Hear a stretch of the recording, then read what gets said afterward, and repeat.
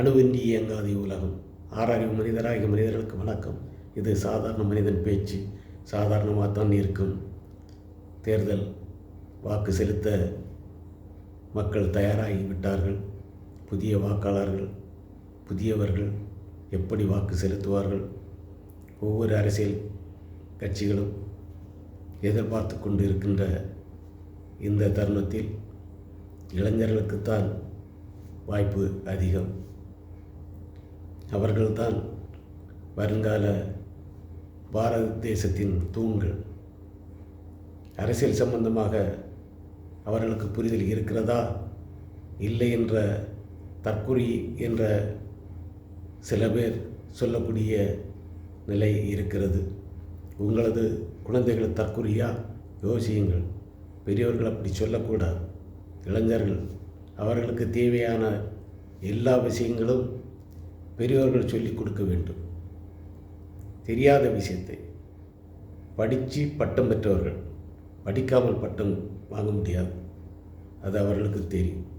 அரசியல் என்ற அந்த படிப்பு எவ்வளவு படிக்க வேண்டுமோ படிக்கணும்.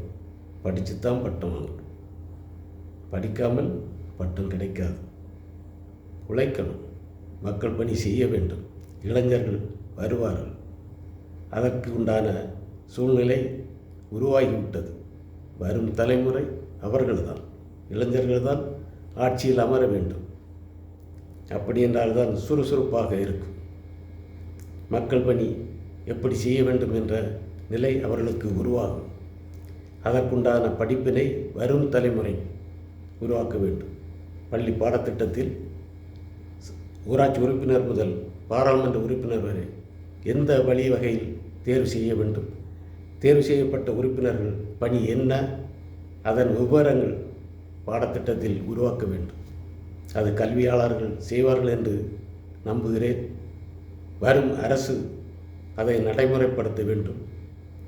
வரும் தலைமுறை, அடுத்த தலைமுறை மனிதர்கள் அருமையாக எல்லோருக்கும் எல்லாம் கிடைக்கக்கூடிய அளவில் மக்கள் பணி செய்ய வேண்டும் என்ற எண்ணம் உருவாக்க வேண்டும்.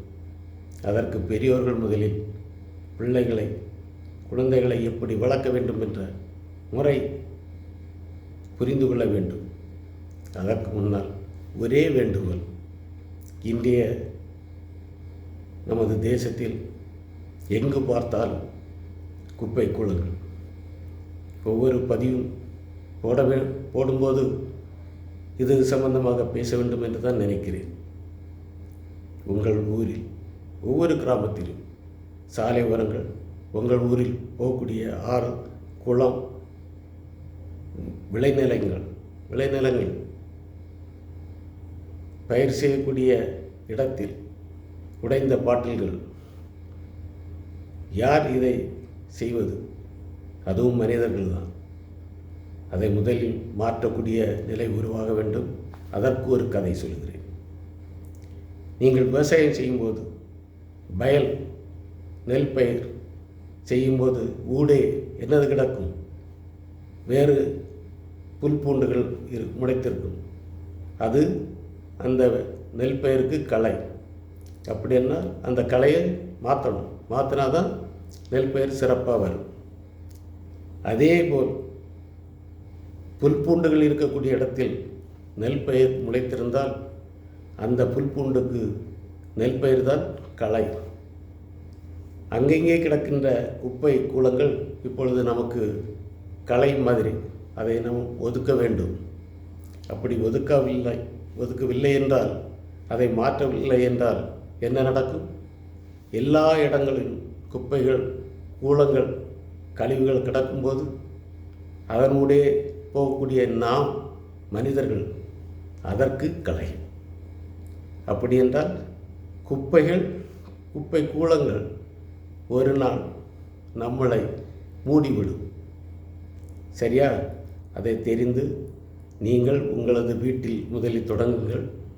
உங்கள் வீட்டில் உள்ள குழந்தைகள் பார்க்கக்கூடிய அளவில் மக்கக்கூடியதும் மக்காததும் தனியாக உங்கள் வீட்டில் ஒரு பக்கெட்டோ ஏதோ வைத்து கொண்டு அவர்கள் பார்க்கும்படி போட வேண்டும். நீங்கள் போடக்கூடியதுதான் அவர்களும் அடுத்த தலைமுறையும் அதை போல் நடப்பார்கள்.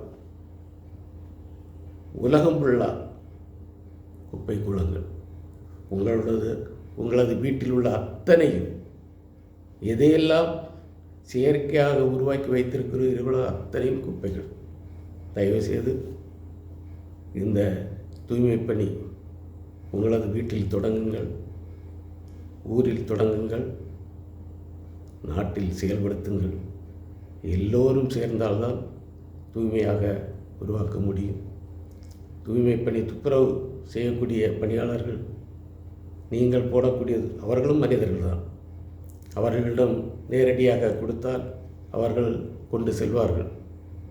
தெருவிலேயோ ஆற்றிலேயோ குளத்திலேயோ போடாதீர்கள். சாலை ஓரங்கள், மழைநீர் வடிகால், நீங்கள் பயன்படுத்தக்கூடிய அத்தனை பொருட்களும், வீட்டில் சமையலுக்கு தேவையான மசாலா ஐட்டம் வாங்கக்கூடிய அத்தனை கவர்களும், அதே மாதிரி கூல்ட்ரிங்க்ஸ், பிளாஸ்டிக் பாட்டில், மது பாட்டில்கள், தயவுசெய்து புரிந்து கொள்ளுங்கள். மனித தலைமுறை மேல்மேலும் உருவாகி கொண்டு இருக்க வேண்டும். அழியக்கூடிய சூழ்நிலையை உருவாக்கி விடாதீர்கள். எதுவும் நேரடியாக தான் பேச வேண்டும் என்பதுதான் என்னுடைய நிலை. எந்த எடிட்டும் அதை வெட்டியோ ஒட்டியோ இதெல்லாம் கிடையாது. நான் எது பேசுகிறேனோ அது உங்களுக்கு வந்து சேரும். அதற்கு இடையில் எந்த கத்திரிக்கோலும் கிடையாது. வெட்டி மாற்றக்கூடிய நிலை இல்லை. ஏனென்றால் நானே இதை நடத்தி கொண்டு வருகிறேன். உங்களுக்கு இது பிடிச்சிருந்தால் சப்ஸ்கிரைப் பண்ணுங்கள், லைக் பண்ணுங்கள், உங்களுடைய கருத்துக்களை பதிவு செய்யுங்கள். வாழ்க நலமுடன்.